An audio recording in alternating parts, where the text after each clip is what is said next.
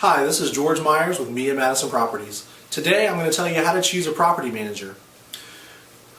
Some of the things that you want to look at are the types of property managers.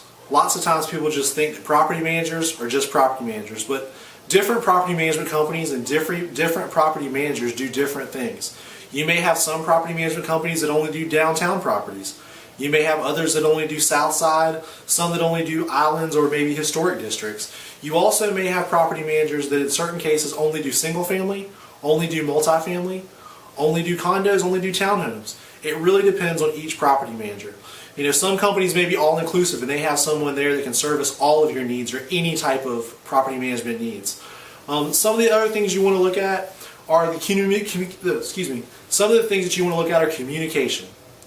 When talking about communication, you want to make sure that you have a property manager that's going to communicate with you and that you can connect with all the time.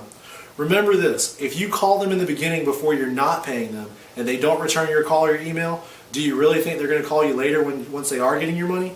I would really keep that in mind when you're looking. Communication is key.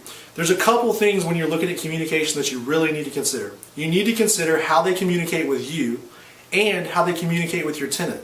You know, lots of times tenants need things right away. Let's say there's an emergency. How does your company or the companies that you're considering as property management companies, how do they communicate with the tenant both during and after hours? What is their response time? How fast will they get to them? How will they get to them after hours? How will people be able to connect after hours? Do they have an emergency line? Same thing with yourself. As the owner, you want to be able to find things out. You may need copies of your leases. You may need information on balances. Can you get that information online? Will they call you back, or how will they communicate with you? What timeline do they require to respond back to any questions or comments or phone calls that you may have? Another important issue is money. You want to look at not only what they're charging you, but when they're paying you. You know, it's always important to find out all the aspects that surround the amount of commissions they're going to charge. You know, some companies charge a marketing fee or a procurement fee. Others charge renewal fees every time the lease renews. Lots of companies, you know, when you're doing property management, they're going to have a management fee. Is it a flat rate management fee, or is it a percentage-based management fee? You know, lots of companies do flat rate, other companies do performance-based. Performance-based means that they're only getting paid when they're performing services for you and they've actually produced results. Some of the other things that you want to look at is when you'll get paid. You want to make sure that you're getting your money in a timely fashion. You know, traditional companies, what they'll do is they'll collect the money, they'll deposit it into an account, and then they'll send you a difference check after they've deducted any fees or repairs or any cost involved with the property out. They'll send you a difference check between the 12th and the 25th potentially. Other companies may deposit your money directly into the account. They may put it directly into your account and they may bill you at a later date. Some of the other things you want to look at is how do they do repairs? How do they do their markup on their repairs and services that they may provide you? Meaning, if something breaks at the property or something goes wrong at the property and they call someone or they send some of their staff out, are you charged additional money? And if you're charged, are there high markups on those items? You know, if you send a plumber out and the plumber's already charging $100 an hour, do they put a markup on top of that? Or if they get a discount, do they pass that discount on to you? Those are all great questions that you want to ask pertaining to the maintenance and services provided to you through a property manager. Something else that you want to ask is, do they require a contract? Some companies may have a situation where they require long-term contracts. Others may have short-term contracts. Others may do it on a good faith, open month-to-month basis. You want to make sure that you understand what your contract lengths are and what you're getting into prior to choosing a property management company. Be sure to ask about their contract and their process.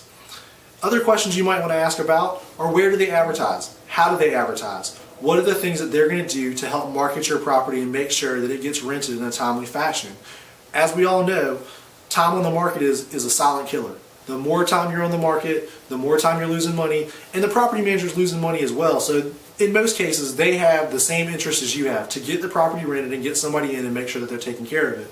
Something else that you want to ask about when you're looking at property managers and considering property managers is, how do they show your property? Some companies may check keys out. They may have a process where they verify the identity of a person, they take a deposit, they release keys, and that person goes and shows the property themselves. In other cases, they may send an agent, a rental liaison, or someone from their company out to show the property physically to the person or the prospect who's considering the property for rent. In other cases, they may use a lockbox system where they give out codes And in other cases, they may use specialty door locks and call centers where they call in and get a one-time code or a time frame code within a 1 to 2 hour period where they can get in and be tracked while they're in the property. You need to ask and feel comfortable with the way that your property manager is going to show your property. Some of the other things that you want to discuss with a potential property manager is collections. What is your eviction process? What is your collections process? At what point do I get charged extra fees? If you file an eviction, am I charged for the court cost? Am I charged for your time? Do I get charged by a lawyer? Does it go to a lawyer?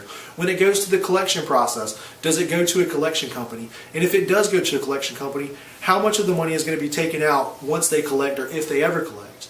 These are all questions that are very important. Last but not least, you want to find out about the move-in and move-out process. You want to make sure that whoever's your property manager and whoever you decide to choose does a thorough move-in inspection and a thorough move-out inspection. This can help change things a lot. This can help with making sure that when it's time to refund the security deposit, or in certain cases not refund the security deposit, that you have all the information needed to make sure that you can make the right choices before refunding the security deposit to your previous tenant. My name is George Myers, and I'm with Madison Properties. If you have any questions, please feel free to call us.